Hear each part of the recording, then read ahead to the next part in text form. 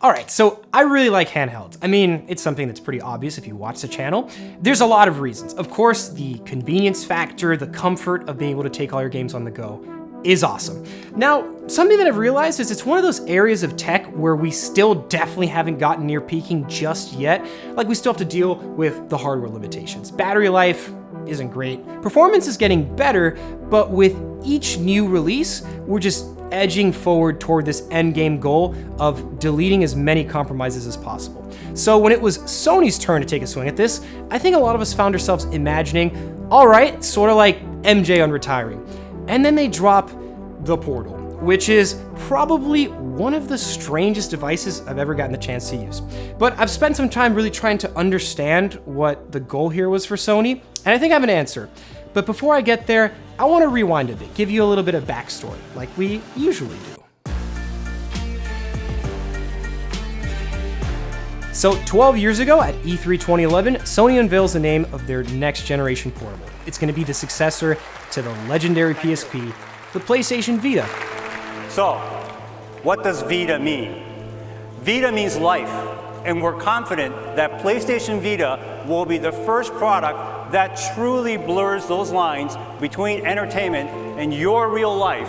Ironically, it had a very short life, which you could say it was pretty ahead of its time. It had a 5-inch OLED screen, analog sticks, touchpads, motion sense, front and rear cameras for AR. It even had 3G support, which when they announced their partnership with AT&T, they were booed on stage. There's really nothing like a live E3 event, right? So that same year, in November, Sony unveiled their new proprietary memory cards that they explained were basically required because the Vita itself didn't have any onboard storage. But what people didn't know is that these cards would be pretty expensive. Like a 32 gig card back then was $120, almost half the price of the entire console. So in theory, they had to drop standard memory card support for the sake of combating piracy concerns, which Sony said was a big problem on the original PSP. A few months later, the Vita launches in Japan and then North America with over 26 launch titles, and it was not an instant hit like Sony had hoped for. By the end of 2012, Sony stopped reporting hardware sales, and entering 2013, you can see where their focus on the Vita began to shift to the upcoming PS4 launch, which was an absolute home run. It crushed Xbox One sales immediately, and I mean, if you look at its life cycle and the 117 million units sold, today it's literally considered the most profitable console in history, making Sony $11 billion. So now as the hype of the PS4 is taking off, Sony tries to jumpstart some life back into the Vita. They slash the price of the console, the memory cards, then they announce a new updated Slim model. And of course, while the Vita ended up sitting in the shadow of the PS4, at launch, all PS4 games were considered playable on the Vita through remote play. This is really where you could see where they began to shift their focus away from first-party development on the Vita, and it's really no secret that if you want hardware to succeed and be successful, you need developers to support it. They started to prioritize the importance of remote play for PS4 games and began to market it more as a companion device for your console. By the end of 2014, Sony was targeted by the FTC with a class action lawsuit over misleading Vita ads regarding the false advertising of its real-time 3G features and lack of PS3 remote play titles. And from 2015 and forward, it was basically just fading away from Sony support. Services started getting shut down, and it was just surviving on indie titles and modding support. Really, from the outside looking in, what made the Vita fail could be blamed on a bunch of reasons. The marketing was pretty bad, the support wasn't great, the memory cards being pretty expensive are all part of the PS Vita's downfall. So ultimately, that all leads us to today, the PlayStation Portal. I think Sony has seen the recent resurgence of gaming handhelds and took a look at this again and thought, you know what, yeah, we would like a piece of that pie. And I know comparing it to a gaming handheld like a Steam Deck or Lenovo Legion and ROG Ally might come to mind, but this is almost in its own world. Like, this thing is basically just a mini monitor that receives a stream signal for remote play. And Sony's smart. They want to capitalize on the massive PS5 customer base that's out there, but I think they didn't want all the risks and overhead they had with the Vita.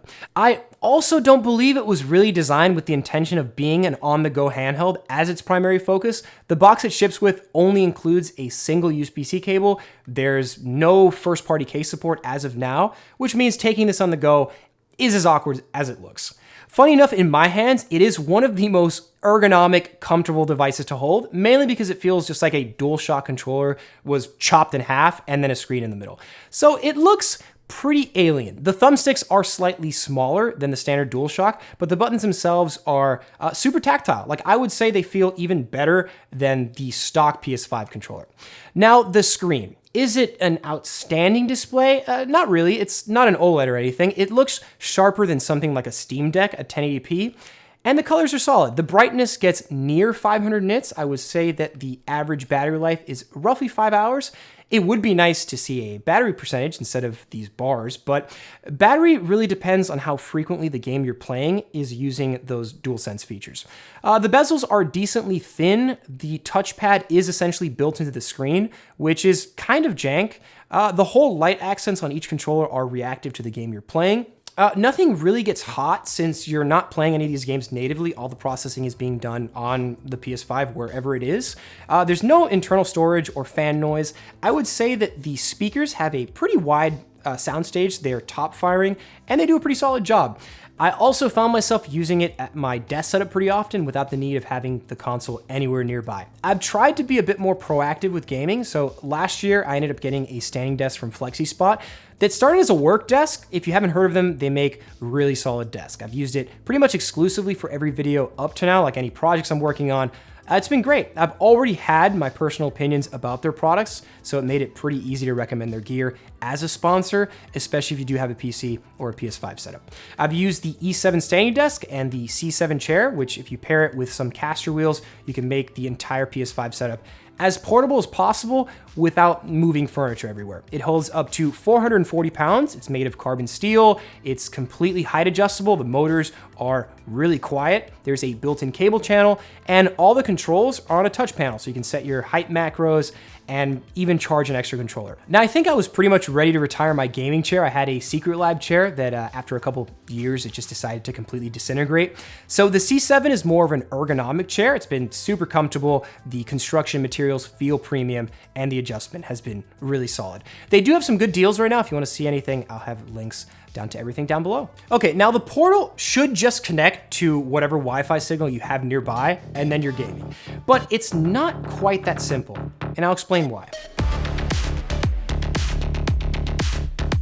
So before I get into the actual experience of using it, which believe it or not is not as clear-cut as you may think, I want to talk about, let's say, some of the odd choices.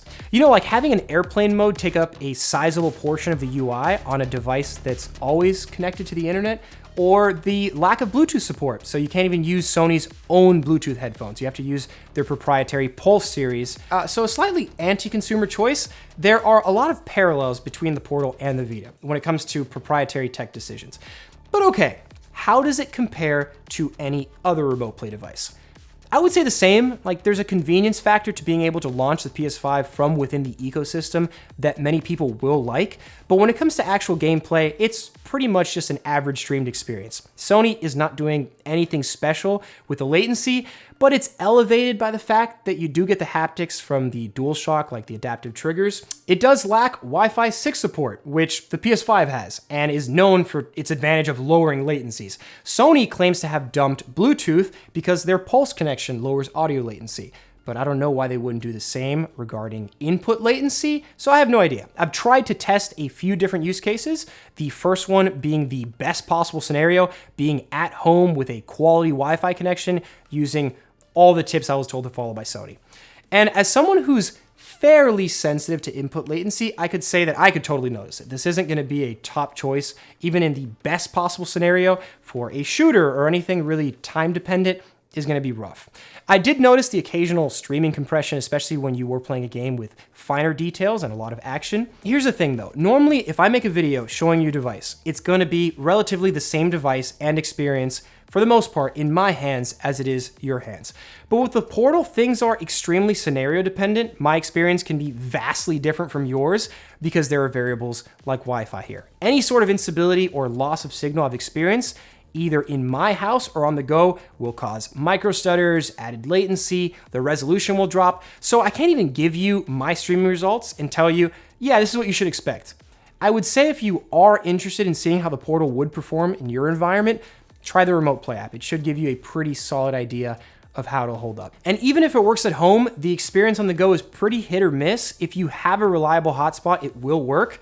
But again, more than likely because of piracy concerns, Sony decided not to include a built-in web browser, which is kind of awful if you do travel, because most hotels, restaurants, businesses, the guest Wi-Fi requires you to use a browser to log in. So if you want to take this on the go, you basically need to make sure you always have a solid Wi-Fi connection. Oh, and if your games library consists of physical media, you're pretty much out of luck on the go because you're obviously not going to be able to swap discs away from your console. You also can't use this with any sort of media like YouTube, Netflix, Hulu. There's no PS Cloud gaming support. I can't speak for the repairability aspect if you do run into something like stick drift because it's brand new. But the real question is, who did PlayStation actually make the Portal for? Like, there's no way Sony thought this was going to be adopted by a huge variety of users because it's so niche. You basically need to check a set of boxes to be in the target demographic for this. Number one, you need to have great Wi-Fi. Number two, you need to own a PS5, be in the PlayStation ecosystem. Number three, you have to be okay with the quirks. Maybe you play turn-based RPGs and laid-back titles and you're totally okay with the latency. And number four, you're someone who either struggles to find enough time to sit down and game or already does remote play gaming on the PS5. So if you check any of those boxes, as imperfect as the Portal is, you might like this. Now for like 95% of the rest of us, especially if you already own a handheld, you know this already, there's not many reasons to consider this. Maybe you share a TV with someone, you want to game somewhere else without moving the PS5. It's really like a symbiote console that needs its host to survive rather than a standalone console, if that makes sense.